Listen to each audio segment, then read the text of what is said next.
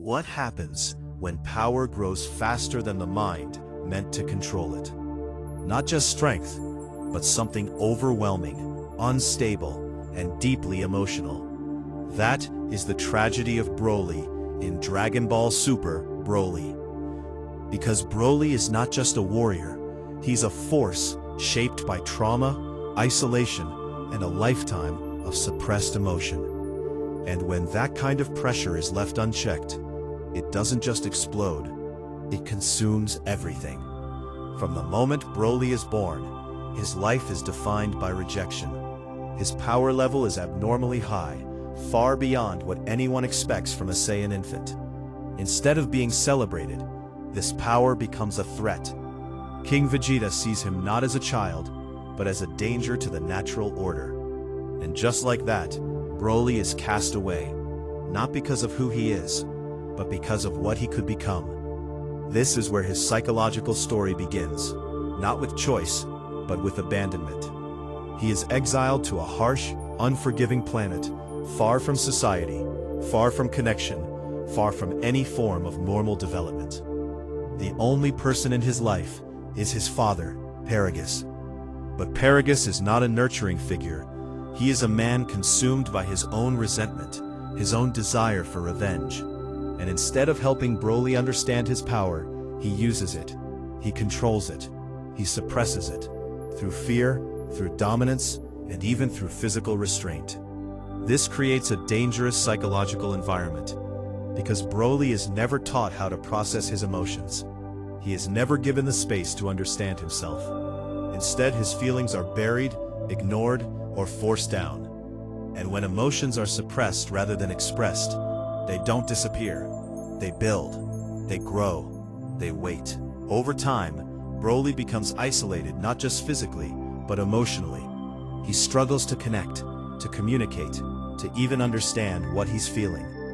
But there are moments, small glimpses, where his true nature shows. His bond with the creature Ba is one of those moments.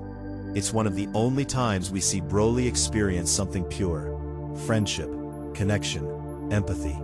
And when that bond is taken away from him, it reinforces a painful pattern. Everything he cares about is lost.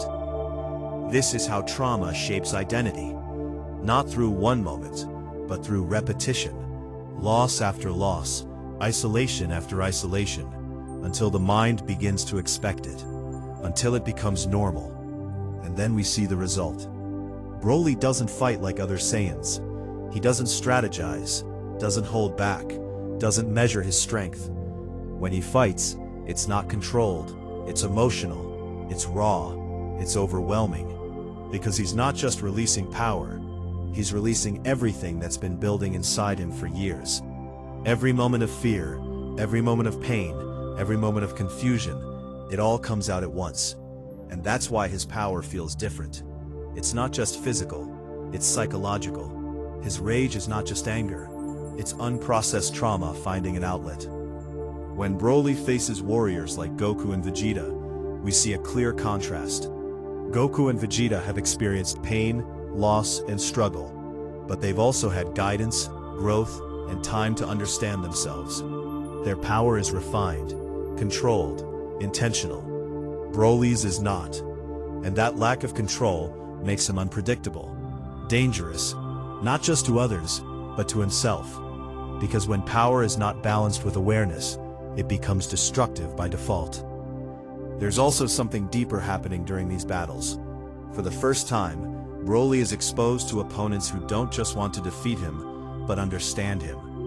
Goku, in particular, begins to recognize that Broly is not driven by malice. He's not fighting out of hatred or ambition. He's reacting, responding, surviving. And that realization shifts the entire narrative. Because Broly is not a villain in the traditional sense. He is a product of his environment, a reflection of what happens when power is developed without emotional support. When strength is forced to grow in isolation, without guidance, without understanding, his transformation into his most powerful state is not a moment of triumph. It's a loss of control. It's the point where his emotions completely override his ability to think, to choose, to regulate. And in that state, he becomes exactly what others feared he would be, not because it was his destiny, but because it was never prevented. But here's where the story takes a powerful turn. Broly survives. And more importantly, he is given something he has never truly had before: space. Space to exist without being controlled, space to learn, space to grow, and for the first time, the possibility of change becomes real.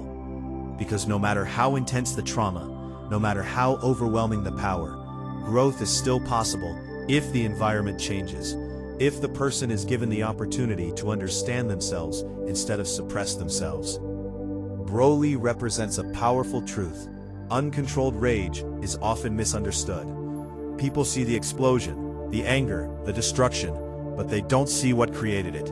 They don't see the years of silence, the lack of guidance, the emotional neglect. They don't see the human side of the storm. And that's why his story matters.